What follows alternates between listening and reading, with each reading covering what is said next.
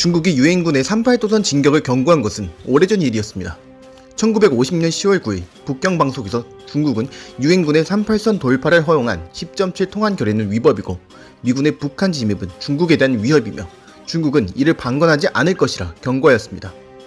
이런 중공의 모습에 미국은 유엔군 작전에 제약을 가하였으며 합동참모본부는 메가더에게 중국 동북부에 전력을 공급하는 북한 수력발전소나 북한 공업도시인 나진에 대해 폭격을 하지 못하도록 명령합니다. 이는 중공을 자극하지 않는 전술적 배려였으나 이것이 중공군의 개입을 막지 못한 계기였습니다. 북한 서북부 지방으로 진격한 국군 제6사단은 압록강 접경지역인 초산에 도착하였고 동해안을 따라 진격한 국군 수도사단은 청진을 수복하고 장진호와 부전으로 진격하였습니다. 10월 중순 한반도 접경지역에는 30만 명에 달하는 중공군이 있었으며 국군과 유엔군이 압록강과 두만강 유역에 이르렀을 때 이른바 인해전술로 알려진 중공군의 공세가 시작하였습니다. 중공군의 인해전술은 단순히 물량으로 밀어붙이는 게 아니었습니다. 6.25 전쟁 당시 중공군은 중일전쟁과 국공내전에서 일본과 국민당과의 전쟁을 겪어본 베테랑이었으며 중공군 지휘부는 많은 병사를 효율적으로 운용하였고 신속하게 병력을 집중시키고 상대의 지휘체계를 어지럽혀 와해시키는 포위 전술을 구사하였습니다. 중공군의 존재를 모르던 국군 제6사단은 10월 24일 압록강까지 진격하였으나 청천강 상류에 있는 은산에서 중공군에 포위되었고 이를 지원하던 미 제1기병사단도 포위되었습니다.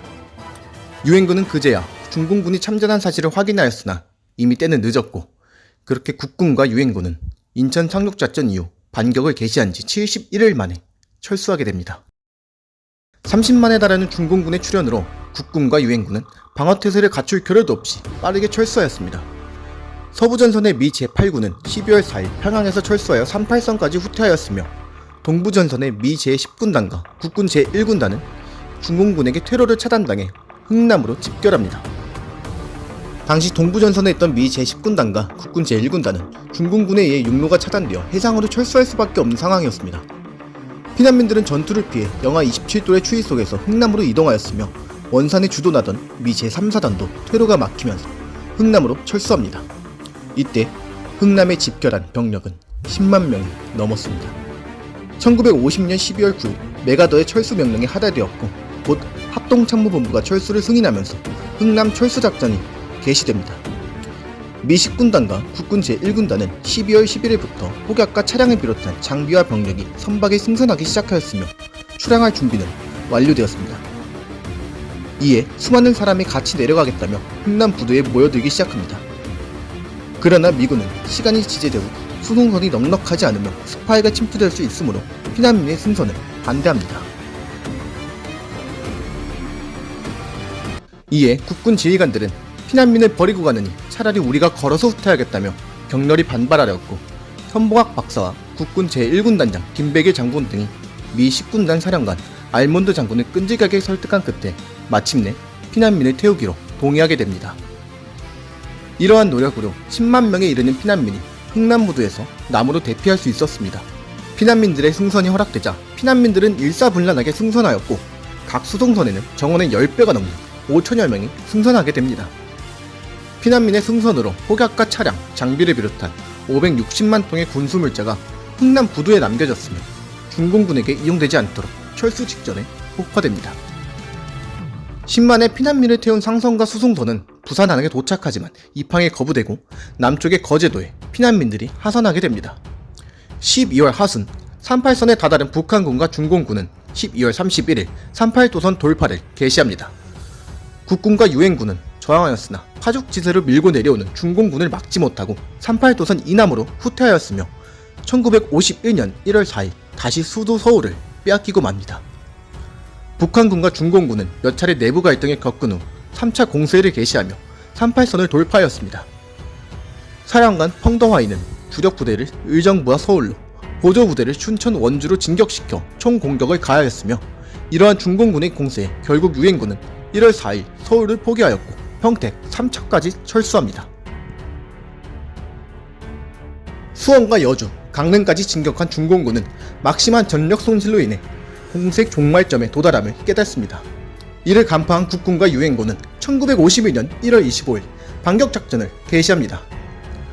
국군과 유엔군은 한강에 이르러 중공군의 반격에 부딪혔으나 지평리와 원주에서 중공군을 격파하고 진격합니다. 1.4 후퇴의 위기를 넘기면서 국군은 37도선에서 간신히 전선을 형성하지만 중공군의 계속된 공세로 전장은 새로운 국면을 맞이하였습니다. 중공군의 몇 차례 공세를 계기로 대한민국 국민들은 국가와 운명을 좌우하는 현실을 직시하고 스스로 들고 일어나 힘을 보태었으며 정부는 중공군을 격퇴하기 위한 대한의 100만 청년을 무장시키려 시도합니다. 이러한 과정에서 국민방위군 사건이 발생하였습니다. 3월 15일 국군과 유엔군은 서울을 다시 탈환하였고 3월 말 38도선을 회복하였습니다. 이 시점에서 중공군의 5번째 공세인 충계공세가 시작됩니다. 이는 중공군 최대 병력이 동원된 마지막 공세로 당시 중공군의 가용병력은 4개 병단, 16개 군단, 51개 사단 규모였는데 중공군은 이 병력과 북한군을 총동원하여 개성과 화천을 잇는 서부전선과 양구와 인제를 잇는 동부전선에 공세를 펼치기 시작하였습니다. 국군과 유엔군은 사력을 다하여 저지하였고 공세는 흥천과 강릉에서 가까스로 저지됩니다. 이에 국군과 유엔군은 반격을 계속하여 5월 말 38도선을 회복하고 6월 15일 문산과 철원, 화천 등 주요 지역을 점령하여 방어선을 구축합니다. 이때를 기점으로 전선이 고착화되었으며 국지전 형태를 띈 채 소모적인 전투를 반복하였고 양측이 38도선 부근의 새로운 전선에서 대치하면서 전선은 교착적 양상을 띠게 되었습니다. 한편 이 무렵 중공군은 참전 이후 한계점이 노출되었고 미국도 내부에서 정전 압박을 받으면서 새로운 해결책을 마련해야 되는 상황을 직면합니다. 유엔군은 중공군의 참전으로 전선에서 밀리자 1950년 말부터 내부적으로 정전을 검토하기 시작합니다. 유엔은 5단계 정전 방안 등 여러가지 중재안을 제시하지만 번번이 중공과 북한의 반대로 무산됩니다. 그러나 양측 내부에서는 위험한 반격보다 안정적인 봉쇄나 현상 유지에 관한 주장이 나왔으며 한국전쟁이 세계대전으로 확전될 가능성으로 인해 영국을 비롯한 참전국 사이에서 전쟁 이전으로 원상회복하는 선에서 전쟁을 마무리하자는 목소리가 커지게 됩니다.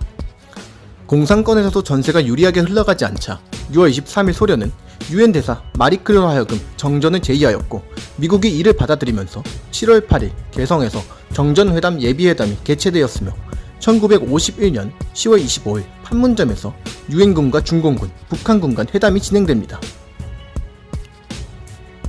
다음 이야기는 포로 송환부터 정전 협정까지의 내용입니다.